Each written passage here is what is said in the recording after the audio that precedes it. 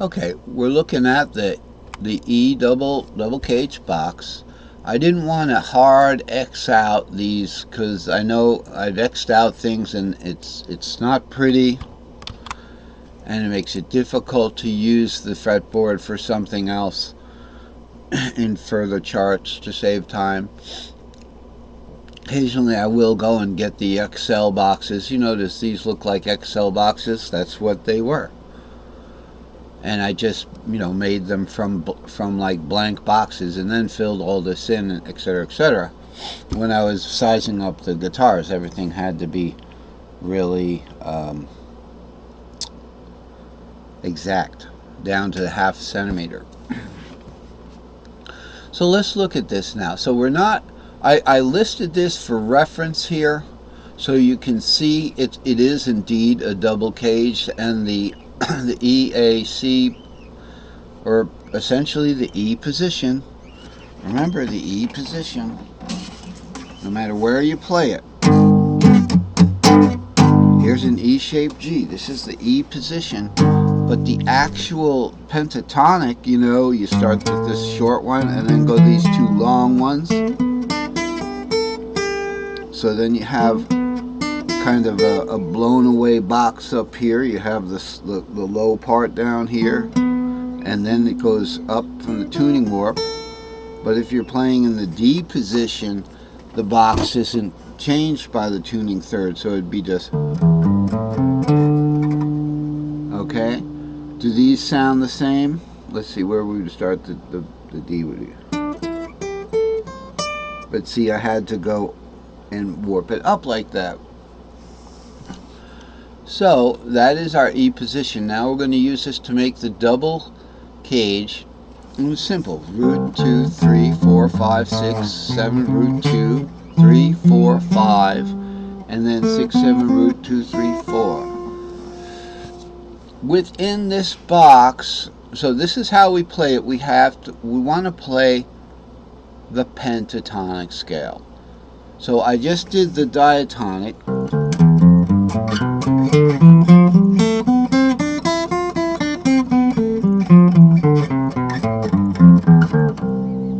Okay, and that's our E. Cross what? Cross A? Are we going to cross C? No, because we don't have these notes right here. And our C shape would be 2, 5, 7, 2, 5, 7, C-shaped fifth.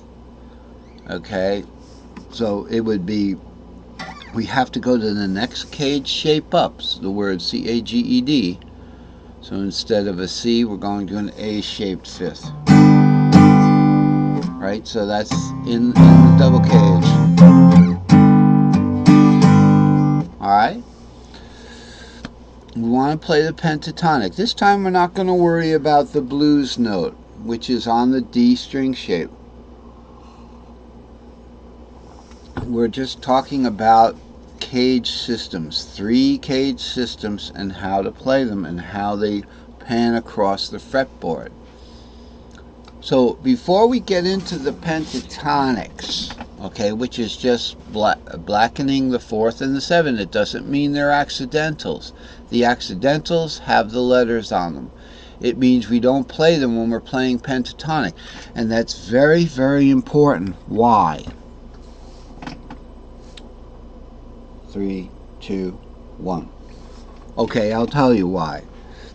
Because when we want to make substitutions for the 4th and the 5th, okay, alright, I have it written right here. When we want to make these substitutions, modals, substitutions or sub-shaped methods,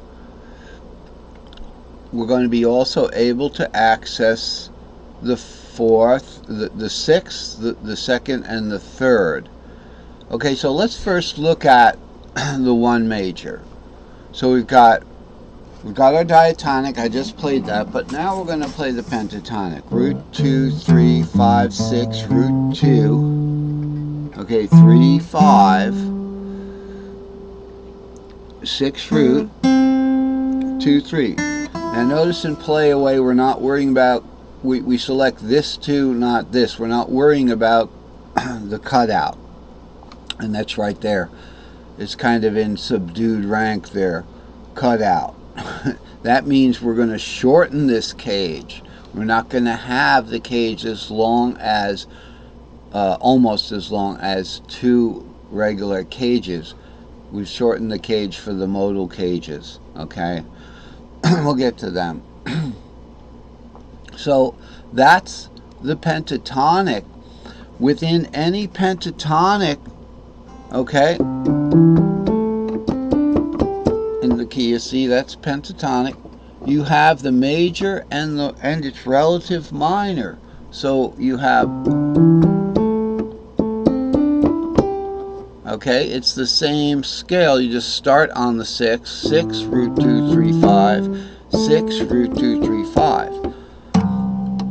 The reason why we want to play pentatonics is because we can substitute the 4th shape and the 5th shape in, and then when we play starting on their substituted 6th, we can get the 2nd minor from the 4th shape and the 3rd minor from the 5th shape, and then we can also get the 7th. We can get the 7th chord. What's the 7th chord? I'll do it up a little higher so we can hear. This is the 7th chord. This is the 7th chord, or the half diminished 7th chord, just by adding the 7th to the minor, which is the relative 6th of the 4th. So we can get that 7th too. But let's just work on getting those relative minors. So what are we going to do? What are we going to do? How are we going to do this? First of all, we want to see, starting in the E shape, what is the 4th and what is the 5th? It's going to be the A and the C. Well, let's scoot over here to the A and see what we have. We'd have to substitute this pentatonic into that E box. Okay, and it's also the C shape. So let's scoot over to the C shape. We substitute the C shape. Remember, this is the long pattern now, so we can do that. Okay, so this kind of works a little easier on the original cage system.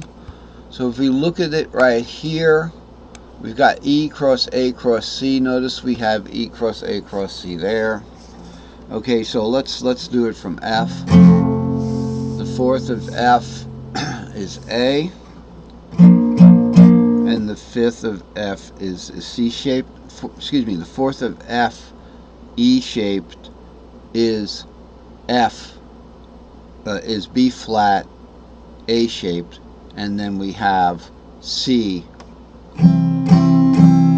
C shaped. So that's it, seashells, right there.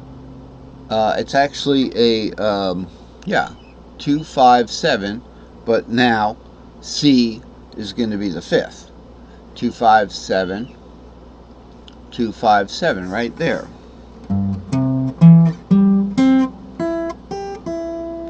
Alright, so we're going to substitute in, and when we substitute in a pentatonic, two things happen. One, we're not playing its 4th or its 7th, okay, because when we go from an E to an A shape, or a key, an E shape to an A shape, or a C to an F, we don't want that B flat, which is the 4th. We don't want the 4th, and we don't want the 7th of the 5th.